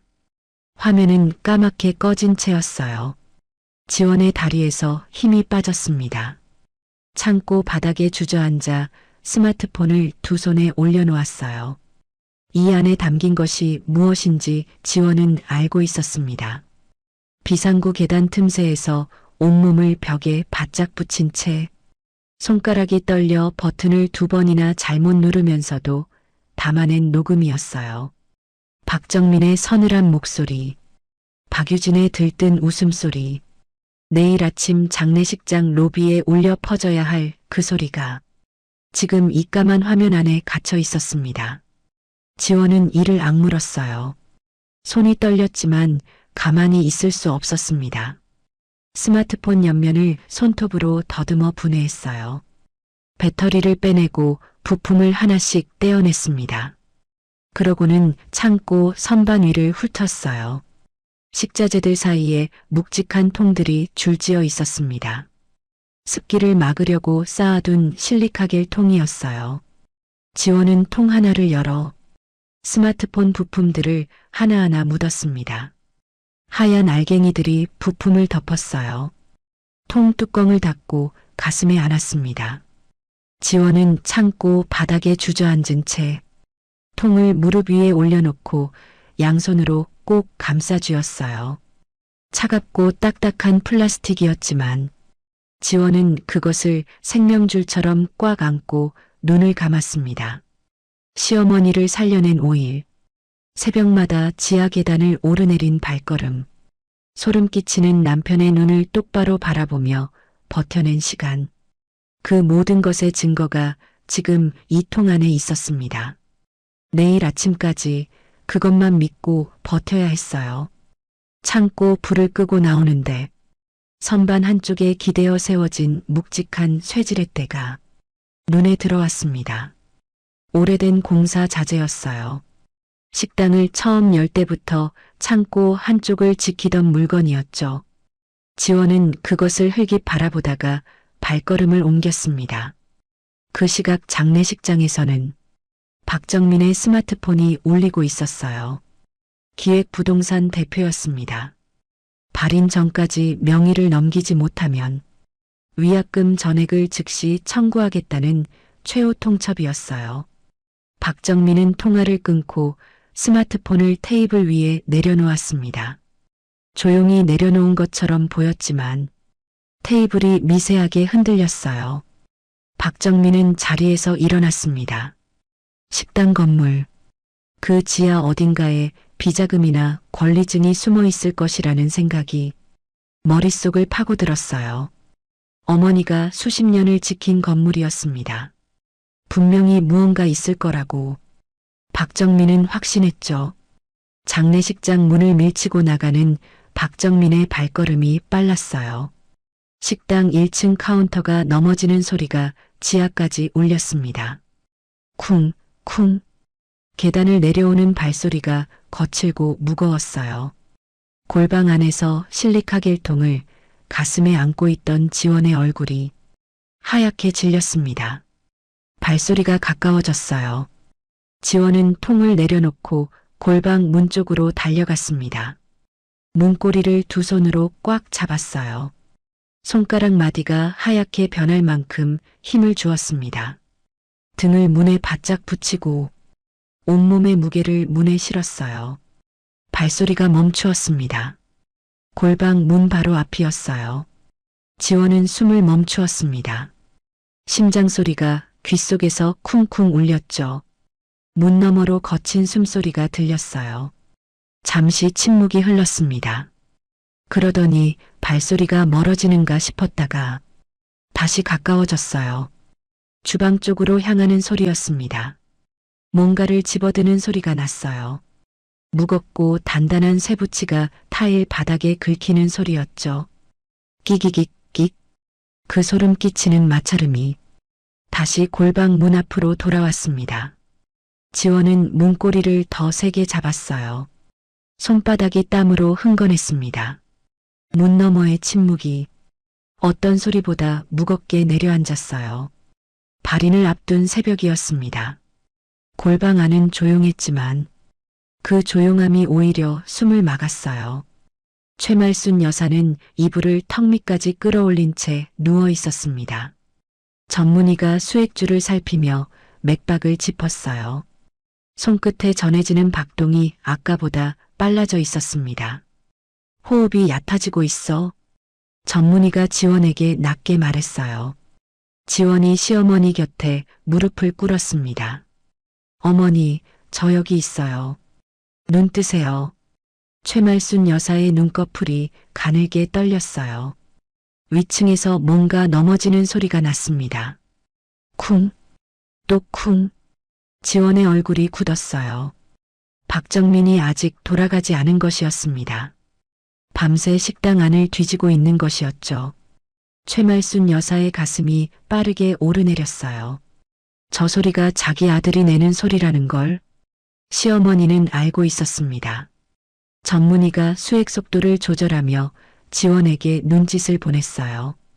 지원은 시어머니의 손을 꼭 잡았습니다. 괜찮아요, 어머니. 문 튼튼해요. 아무도 못 들어와요. 최말순 여사가 며느리의 손을 약하게 쥐었어요. 그 힘이 너무 가늘어서 지원은 가슴이 저렸습니다. 그때였어요. 쇳소리가 났습니다. 묵직하고 날카로운 소리였어요. 골방 문 자물쇠 쪽에서였습니다. 땅, 쇠지렛대가 자물쇠를 내리치는 소리였어요. 지원이 벌떡 일어났습니다. 전문의가 최말순 여사의 입을 막듯 손을 가져갔어요. 소리가 나지 않게 해야 했습니다. 땅, 땅, 내리치는 소리가 연달아 터졌어요. 골방 안 세 사람이 숨을 죽였습니다. 자물쇠가 버텼어요. 하지만 오래된 방화문의 녹슨 경첩이 문제였죠. 문 위쪽 모서리가 쩍하고 갈라지는 소리가 났습니다. 먼지가 떨어졌어요. 갈라진 틈으로 차가운 바람이 스며들었죠. 지원은 문으로 달려갔어요. 문고리를 두 손으로 잡고 온몸을 문에 밀착시켰습니다. 발을 어깨 너비로 벌리고 바닥을 밟았어요. 이 문이 열리면 안 됐습니다. 절대로 열리면 안 됐어요. 땅, 충격이 문을 타고 지원의 팔로 전해졌습니다. 이가 부딪혔어요. 갈라진 틈이 손가락 하나 들어갈 만큼 벌어졌죠. 그 틈 사이로 눈이 보였습니다. 박정민의 눈이었어요. 지원은 그 눈과 마주쳤습니다. 장례식장에서 수없이 보아온 눈이었어요. 밥상머리에서, 식당 카운터에서, 탕비실에서. 하지만 지금 이 눈은 달랐습니다. 이성이 빠져나간 자리에 차갑고 짐승 같은 빛만 남아 있었어요. 지원은 눈을 돌리지 않았습니다. 그 눈을 똑바로 바라보았어요. 발끝에 힘을 더 주었습니다. 10년 넘게 새벽마다 이 식당 불을 켜왔습니다. 가마솥이 넘치면 맨손으로 불을 낮추고 배수구가 막히면 무릎을 꿇고 뚫었어요. 그 모든 날을 버텨온 몸이었습니다. 오늘 이 문 하나를 못 버틸 리 없었어요. 지원은 턱을 당기고 등을 곧게 폈습니다. 문 너머의 눈빛이 어떻든 지원의 눈은 꺼지지 않았어요. 비켜. 박정민의 목소리가 틈 사이로 새어 들어왔어요. 낮고 갈라진 목소리였습니다. 지원은 대답하지 않았어요. 문을 더 세게 밀었습니다. 쿵. 박정민이 어깨로 문을 들이받는 소리가 났어요. 지원의 등이 밀렸습니다.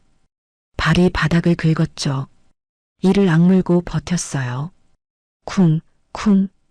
2번, 3번. 문 위쪽 갈라진 틈이 조금씩 넓어졌습니다. 틈 사이로 지하의 차가운 공기가 쏟아져 들어왔어요.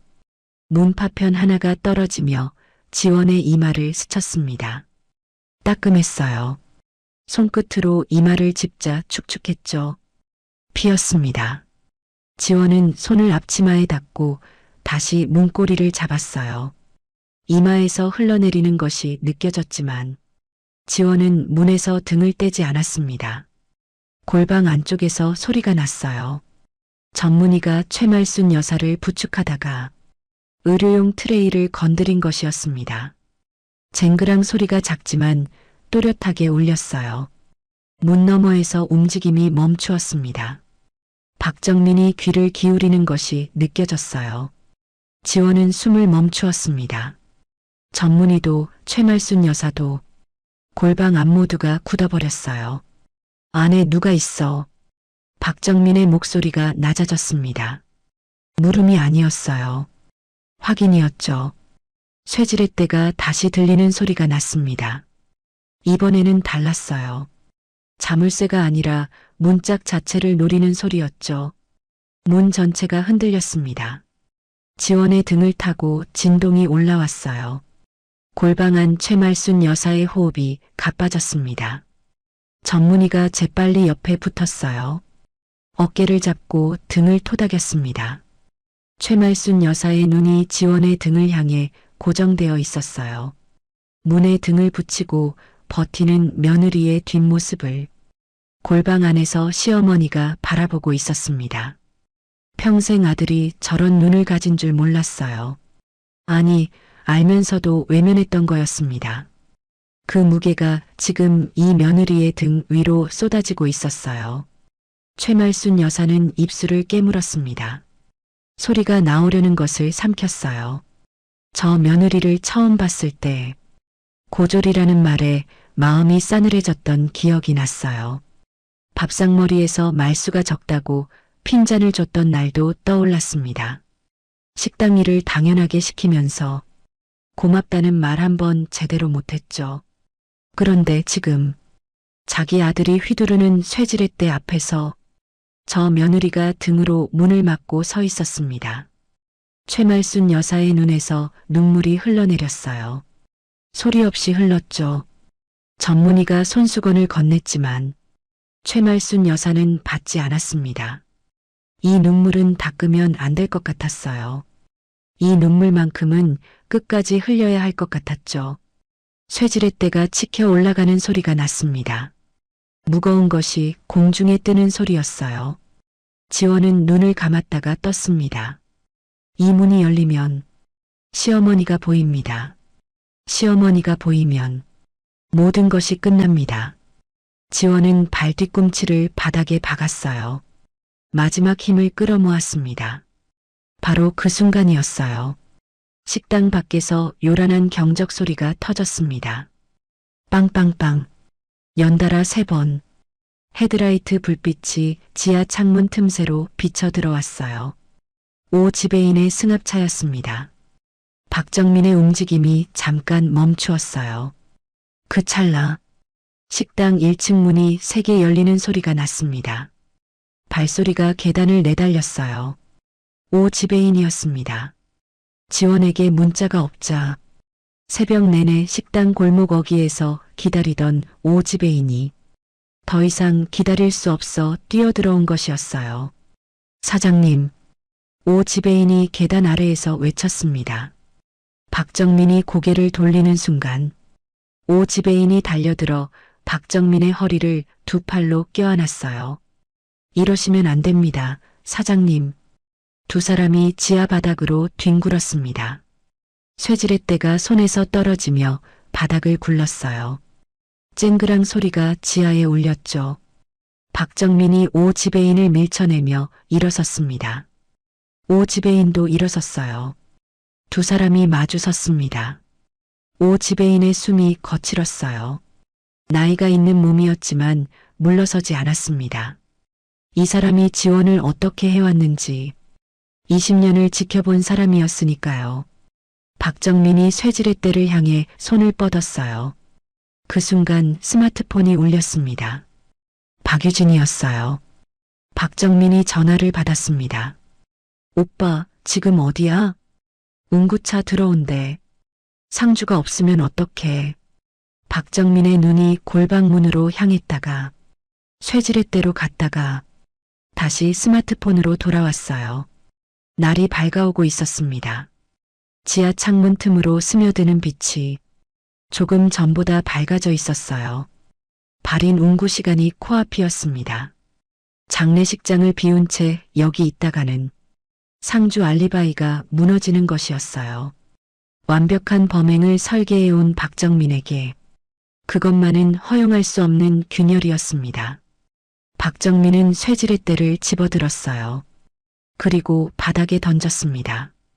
쨍그랑 소리가 지하에 짧게 울리고 꺼졌어요. 지금 간다.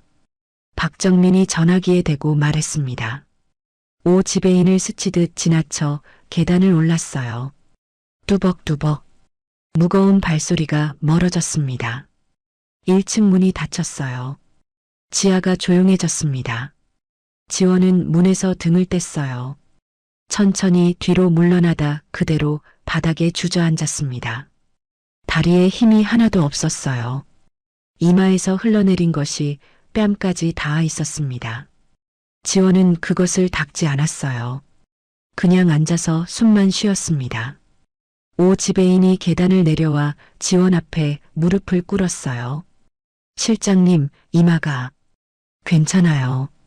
지원이 작게 말했습니다. 목소리가 갈라졌어요. 오 지배인은 더 말하지 않았습니다. 주머니에서 손수건을 꺼내 지원의 손에 쥐어주었어요. 낡고 다른 손수건이었습니다. 오 지배인은 아무 말도 하지 않았어요. 20년을 함께한 사람에게 지금 필요한 게 말이 아니라는 걸 알았습니다. 그냥 옆에 있어주는 것, 그것만으로 충분했어요. 지원도 알았습니다. 이 사람이 새벽에 골목 어귀에서 기다리고 있었다는 걸, 말 한마디 없이 승합차를 몰고 달려왔다는 걸, 그것이 얼마나 큰 것인지를. 지원은 손수건을 이마에 대며 고개를 숙였어요. 고맙습니다. 라는 말이 목구멍까지 올라왔지만 목소리가 나오지 않았습니다. 그래도 괜찮았어요. 오 지배인은 이미 알고 있을 테니까요. 골방 문이 살그머니 열렸어요. 전문의가 고개를 내밀었습니다. 최말순 여사님 호흡 안정됐어. 지원이 고개를 들었어요. 그제야 눈물이 한 줄 흘러내렸습니다. 소리는 없었어요. 그냥 조용히 흘렀죠. 지원은 손수건으로 이마를 누르며 천천히 자리에서 일어났습니다. 박정민의 발소리가 완전히 사라지고 나서도 지원은 한동안 움직이지 못했습니다. 오 지배인이 지원의 팔을 잡아 일으켜 세웠어요. 지원은 비틀거리며 골방 문을 열었습니다. 골방 안은 캄캄했어요. 전문의가 비상용 랜턴 하나를 켜두었지만 그 빛이 닿지 않는 구석은 여전히 어두웠습니다. 최말순 여사가 이불 속에서 가쁜 숨을 내쉬고 있었어요. 지원은 달려가 시어머니를 두 팔로 감쌌습니다. 등에서 뼈가 느껴졌어요. 5일 사이에 이렇게 여위였구나 싶었죠. 지원은 스마트폰 플래시를 켜 시어머니의 얼굴을 비추었습니다. 창백했어요. 입술색이 옅었죠. 하지만 눈은 떠 있었습니다. 그 눈이 며느리의 얼굴을 찾았어요. 어머니, 다 끝났어요. 갔어요. 이제 괜찮아요. 지원이 시어머니의 귀 가까이 입을 대고 속삭였습니다. 최말순 여사의 입술이 달싹였어요. 소리는 나오지 않았지만 입모양이 보였습니다. 고맙다 였어요. 지원은 고개를 숙였습니다. 눈물이 시어머니의 손등 위로 떨어졌어요. 전문의가 재빨리 옆으로 들어왔습니다. 청진기를 귀에 꽂고 최말순 여사의 가슴에 댔어요. 수액줄을 확인하고 속도를 조절했습니다. 수액 속도를 세밀하게 조절하며 상태를 살폈어요. 손놀림이 빠르고 군더더기가 없었습니다. 봉사단 시절부터 수없이 반복해온 동작이었어요. 전문의는 말없이 움직였고 골방 안에는 랜턴 불빛과 수액이 떨어지는 소리만 있었죠. 얼마나 지났을까요? 최말순 여사의 가슴이 천천히 고르게 오르내리기 시작했습니다. 전문의가 청진기를 빼며 고개를 끄덕였어요. 안정됐어. 호흡 정상이야. 지원이 눈을 감았다가 떴습니다. 입술 사이로 길고 긴 숨이 빠져나왔어요. 최말순 여사의 눈빛이 달라져 있었습니다. 아까의 흐릿함이 거치고 또렷하고 단단한 눈빛이 돌아와 있었어요. 그 눈빛을 보는 순간 지원은 알았습니다.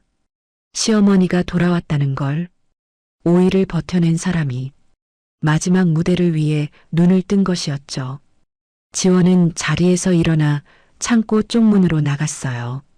선반 위에 올려둔 실리카겔통을 두 손으로 들었습니다. 뚜껑을 열었어요.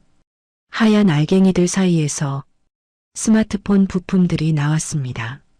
지원은 마른 천으로 부품 하나하나를 닦았어요. 손가락이 떨렸습니다. 배터리를 끼우고 옆면을 조립했어요. 전원 버튼에 엄지손가락을 올렸습니다. 눈을 꼭 감았어요. 제발. 지원은 소리 없이 중얼거렸습니다. 선교단 시절 아프리카 오지에서 폭우에 젖은 의료 장비가 되살아나길 기다리던 밤이 떠올랐어요. 그때도 이렇게 손을 모았었습니다. 그때도 기적이 일어났었죠. 전원 버튼을 눌렀습니다. 아무 반응이 없었어요. 지원의 손이 멈추었습니다. 숨막히는 몇 초의 정적이 흘렀죠. 그때 화면 가장자리에서 빛이 스몄어요. 희미하게, 아주 희미하게. 그러더니 화면이 켜졌습니다. 잠금 화면이 떴어요. 지원은 잠금을 풀었습니다. 녹음 앱을 열었어요. 파일 목록이 떴습니다. 맨 위에 있는 파일. 장례식장 첫날 밤 비상구 계단에서 담아낸 그 파일이었어요. 지원이 재생 버튼을 눌렀습니다. 박정민의 목소리가 흘러나왔어요. 직원한테 돈 먹여놨어. 오늘 밤 안에 관 밀봉 끝내라고 했으니까. 이어서 박유진의 목소리가 들렸습니다. 발인 직후 바로 움직여. 기획부동산 데드라인 전에 서류만 넘기면 다 끝나. 소리가 선명했어요. 잡음도 없었습니다. 5일 전 그 비상구 계단의 냄새와 서늘함이 고스란히 담겨 있었죠. 지원의 눈에서 눈물이 쏟아졌습니다. 소리도 없이 그냥 쏟아졌어요. 5일이었습니다. 영안실 차가운 타일 바닥에 무릎을 꿇던 순간부터 지하 골방을 오르내리던 밤들, 쟁반을 엎어도 묵묵히 바닥을 닦던 낮들, 박정민의 눈을 똑바로 바라보며 버텨낸 순간들, 그 모든 것이 이 파일 하나에 담겨 있었어요. 지원은 재생을 멈추고 오 지배인에게 문자를 보냈습니다. 관할 경찰서 형사 반장에게 연락해달라는 내용이었어요. 오 지배인의 답장이 바로 왔습니다. 이미 번호를 저장해 두었다는 내용이었죠. 지원은 짧게 웃었어요. 이 사람은 늘 한 발 앞서 있었습니다. 골방으로 돌아오자 최말순 여사가 이불을 걷고 일어나 앉아 있었어요. 전문의가 등을 부축하고 있었습니다. 지원이 달려가 시어머니의 팔을 잡았어요. 어머니, 천천히요. 괜찮다. 최말순 여사가 짧게 말했습니다. 목소리가 가늘었지만 단단했어요. 5일 만에 처음으로 스스로 몸을 일으킨 것이었습니다. 지원이 팔을 내밀었어요. 최말순 여사가 그 팔을 잡고 천천히 일어섰습니다. 두 발이 골방 바닥을 디뎠어요. 온돌 바닥의 온기가 발바닥을 감쌌죠. 최말순 여사는 잠깐 눈을 감았다가 떴습니다. 그 눈에 무언가 단단한 것이 돌아와 있었어요. 수십 년을 시장 국밥집에서 혼자 버텨온 사람의 눈빛이었습니다. 지원이 스마트폰을 시어머니의 손에 쥐어주었어요. 다 준비됐어요, 어머니. 이 안에 다 들어있어요. 최말순 여사가 스마트폰을 내려다보았습니다. 손가락으로 꼭 쥐었어요. 그 손이 떨리지 않았습니다. 최말순 여사가 손을 들어 지원의 이마에 닿았어요. 어젯밤 파편에 긁힌 자리였습니다. 굳은 살 박인 손바닥이 며느리의 이마를 가만히 쓸었어요. 지원은 고개를 숙였습니다. 시어머니의 손이 닿은 자리가 따뜻했어요. 쓰리던 것이 사그라지는 것 같았죠. 말이 없었습니다. 말이 필요하지 않았어요. 이 손 한 번이 지난 세월의 모든 것을 담고 있었으니까요. 전문의가 검은색 정장을 골방 한쪽에서 꺼냈습니다. 지원이 시어머니를 도와 옷을 갈아입혔어요. 단추를 잠그고 옷깃을 여며드렸습니다. 최말순 여사는 거울도 없는 골방에서 손으로 머리를 매만졌어요. 수십 년을 새벽마다 국밥집 문을 열기 전에 하던 동작이었습니다. 어떤 날도 흐트러진 채로 가게 문을 연 적이 없었던 사람이었죠. 오늘도 그랬어요. 골방 문 너머에서 오 지배인의 목소리가 들렸습니다. 차 됐습니다. 지원이 앞치마를 풀었어요. 이마의 상처 위에 거즈를 붙이고 머리카락으로 가렸습니다. 거울을 볼 수 없었지만 지원은 옷매무새를 한번 다듬고 고개를 들었어요. 두 사람이 나란히 골방 문을 나섰습니다. 지원이 앞서 걷고 최말순 여사가 그 팔을 잡았어요. 지하 계단을 한 칸씩 올라갔습니다. 계단 끝에서 식당 뒷문이 열렸어요. 아침 햇살이 쏟아졌습니다. 5일 만에 햇빛이었어요. 최말순 여사가 발을 멈추었습니다. 눈을 가늘게 뜨고 햇살을 받았어요. 지원도 함께 멈추었습니다. 따뜻했어요. 이 빛을 다시 볼 수 있을 거라고 5일 전에는 생각하지 못했습니다. 5지배인의 세단이 식당 뒷문 앞에 조용히 서 있었어요. 5지배인이 뒷문을 열고 기다리고 있었습니다. 두 사람이 차에 올랐어요. 문이 닫혔습니다. 세단이 천천히 움직였어요. 골목을 빠져나가 큰 길로 접어들었습니다. 아침 햇살이 차창을 가득 채웠죠. 최말순 여사가 창밖을 바라보았어요. 지나가는 시장 골목. 새벽부터 좌판을 펼친 상인들. 평생을 함께 살아온 거리였습니다. 지원은 앞을 보았어요.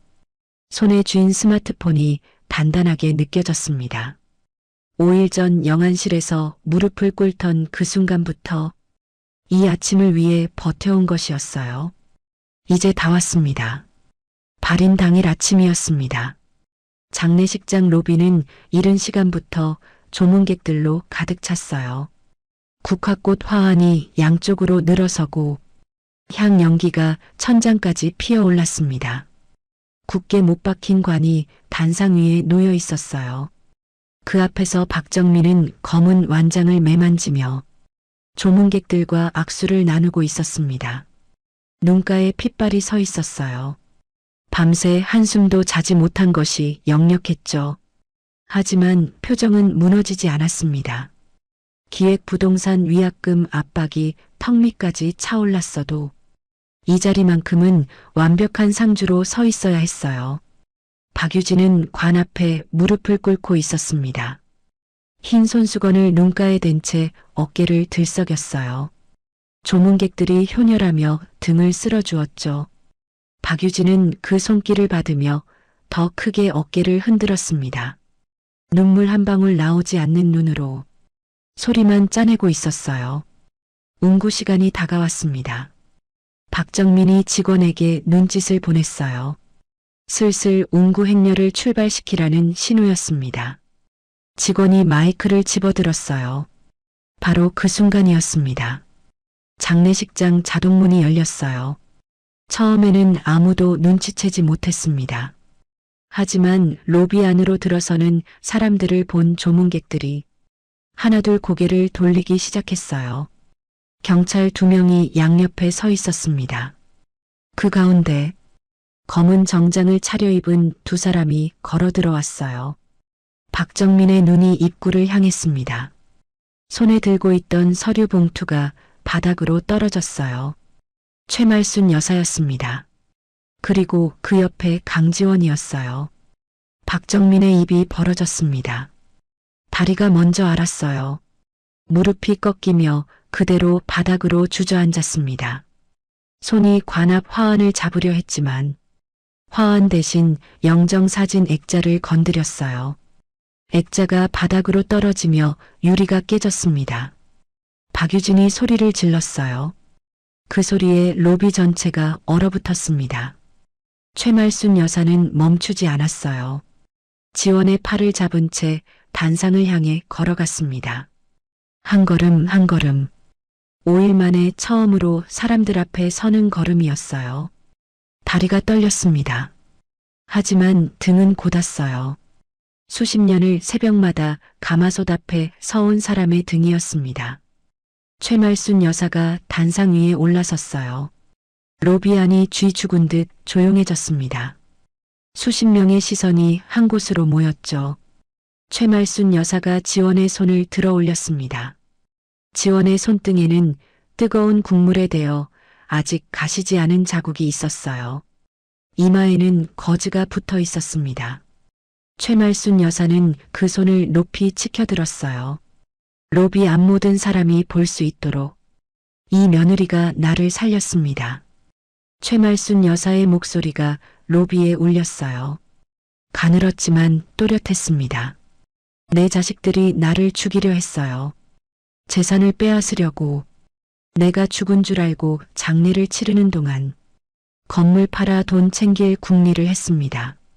조문객들 사이에서 웅성거림이 터졌어요. 최말순 여사가 관 쪽으로 걸어갔습니다. 뚜껑 위에 손을 얹었어요. 이 관 안에 제가 없습니다. 최말순 여사가 뚜껑을 들어 올렸어요. 관 안에 모래주머니가 가득 들어 있었습니다. 조문객들의 숨소리가 한꺼번에 터졌어요. 누군가 비명을 삼켰습니다.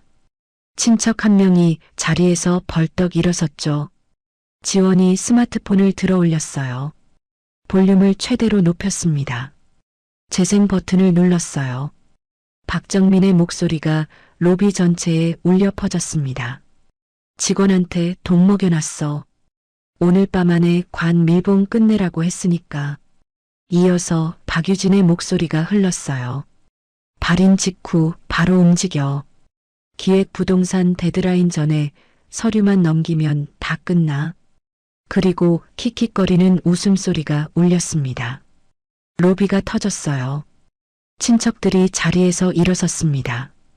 오랜 단골 조문객들이 남매를 향해 손가락질을 했어요. 어떻게 그럴 수 있느냐는 고함이 사방에서 터졌죠. 짐승만도 못한 놈들. 천벌을 받으련. 치밀어 오르는 분노를 참지 못한 친척 하나가 남매를 향해 국화꽃을 집어던졌습니다. 바닥에 주저앉은 박정민은 고개를 숙였어요. 얼굴을 두 손으로 감쌌습니다. 박유진은 무릎을 꿇은 채 울음을 터뜨렸어요. 이번에는 진짜 눈물이었습니다. 박유진이 기어서 최말순 여사의 발 앞으로 다가왔어요. 바짓가랑이를 붙잡고 오열했습니다. 엄마, 잘못했어. 엄마, 제발. 박정민도 고개를 들었어요. 눈이 벌개져 있었습니다. 어머니. 최말순 여사는 내려다보았어요. 바닥에 엎드린 두 사람을 오랫동안 바라보았습니다. 가슴 안쪽에서 무언가 치밀어 올랐어요. 이 얼굴들을 처음 본 것이 언제였을까요? 정민이가 태어나던 날 새벽. 산통이 오는 와중에도 혼자 병원에 걸어 들어간 날. 유진이가 첫걸음을 떼던 날. 식당 주방에서 혼자 박수를 쳤던 날. 그 모든 날들이 파도처럼 밀려왔어요. 최말순 여사가 손을 내렸습니다. 박유진이 잡은 바짓가랑이를 단호하게 쳐냈어요. 그러고는 입을 열었습니다. 내가 알면서도 품었다. 정민이 눈빛이 다른 걸 알면서도 핏줄이라고 감쌌어. 그게 내 죄다. 내가 너희를 이런 사람으로 만들었어. 목소리가 갈라졌어요. 최말순 여사는 가슴을 손으로 짚었습니다. 눈물이 흘러내렸어요. 평생 남 앞에서 울지 않던 사람이었습니다. 새벽마다 혼자 가마솥 앞에서 울고 손님들 앞에서는 웃어온 사람이었어요. 그 사람이 지금 수십 명 앞에서 울고 있었습니다. 형사들이 앞으로 나왔어요. 남매의 양팔을 잡았습니다. 로비 안에 수갑이 채워지는 소리가 짧게 울렸어요. 박정민이 끌려가면서 한 번 뒤를 돌아보았습니다. 최말순 여사를 보았어요. 아무 말도 하지 않았습니다. 최말순 여사도 아무 말 하지 않았어요. 두 사람의 눈이 마주쳤다가 끊어졌습니다. 로비가 조용해졌어요. 그때 직원이 형사 앞으로 걸어 나왔습니다. 고개를 숙이며 짧게 말했어요. 저도 할 말이 있습니다. 자진해서 진술하겠습니다. 최말순 여사는 법원에서 돌아오는 길에 지원과 나란히 앉았습니다. 무릎 위에 서류 봉투가 놓여 있었어요. 식당 건물 등기권리증, 수십 년을 일구어온 국밥 브랜드 상표권, 그 모든 것을 강지원의 이름으로 옮기는 서류였습니다. 최말순 여사가 도장을 꺼내 서류 위에 또렷하게 찍었어요. 붉은 도장 자국이 하얀 서류 위에 선명하게 박혔습니다. 지원이 말했어요. 어머니, 이러지 않으셔도 돼요. 최말순 여사가 고개를 저었습니다. 이래야 해. 이게 맞아. 더 이상 말이 없었어요. 두 사람은 나란히 창밖을 바라보았습니다. 몇 달이 지났습니다. 국밥집은 그대로였어요. 새벽마다 육수 끓는 냄새가 골목으로 퍼져나갔습니다. 달라진 것이 있다면 주방에 서 있는 사람이었어요. 지원이 세련된 조리복을 입고 가마솥 앞에 섰습니다. 국자로 육수를 한 번 떠서 맛을 보았어요. 간이 잘 맞았습니다. 뚝배기에 밥을 담고 육수를 가득 부었어요. 국자로 몇 번 토렴했습니다. 밥알이 육수를 머금으며 부드럽게 풀어졌어요. 고명을 얹고 뚝배기를 들었습니다. 최말순 여사가 창가 자리에 앉아 있었어요. 바깥으로 햇살이 가득했습니다. 지원이 뚝배기를 최말순 여사 앞에 내려놓았어요. 김이 모락모락 피어올랐습니다. 최말순 여사가 숟가락을 들었어요. 국물을 한 모금 떴습니다. 천천히 맛을 보았어요. 눈을 감았다가 떴죠. 맛있다. 짧은 한마디였습니다. 하지만 그 한마디 안에 많은 것이 들어 있었어요. 수십 년을 이 자리에서 국밥을 끓여온 사람이 며느리의 국밥을 맛있다고 했습니다. 지원이 맞은편에 앉았어요. 두 사람은 말없이 마주 보았습니다. 창밖으로 아침 햇살이 식당 안으로 길게 들어왔어요. 그 빛이 두 사람 사이의 밥상 위를 환하게 비추었습니다. 지원이 웃었어요. 화나지는 않았습니다. 소리도 없었어요. 그냥 천천히 입꼬리가 올라갔습니다. 최말순 여사도 웃었어요. 주름진 눈가가 부드럽게 접혔습니다. 핏줄이 아니어도 가족이 될 수 있다는 것을 이 두 사람은 알고 있었어요. 아니, 증명해냈습니다. 새벽마다 함께 불을 켜고 함께 불을 끄는 것으로 말 한마디 없이도 서로의 마음을 읽는 것으로 그것으로 충분했어요. 국밥집 유리문 너머로 오늘도 시장 골목이 부지런히 움직이고 있었습니다. 여기까지 함께 해주셔서 감사합니다.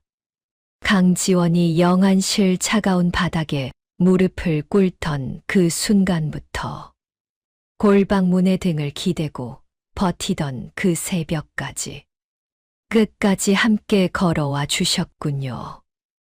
긴 길이었습니다. 하지만 혼자였다면 걷지 못했을 길이었어요.